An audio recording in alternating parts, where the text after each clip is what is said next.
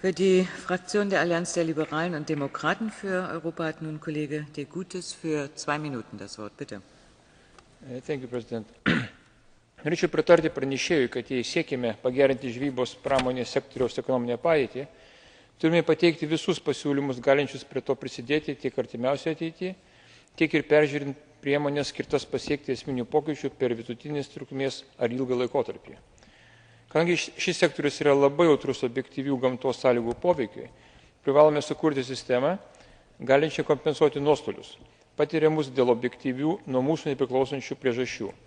Būtina sukurti tiek nacionalinių, tiek bendrijos lygmenių veikiančią valstybinio draudimo sistemą, galinčią padėti žvejybos sektoriui išsilaikyti nenumatytų įvykių atvejais. Panašias priemonės jau turime kitose sektoriuose. Noriu pažymėti, kad remiu pranešėjo siūlomas trumpalaikės priemonės.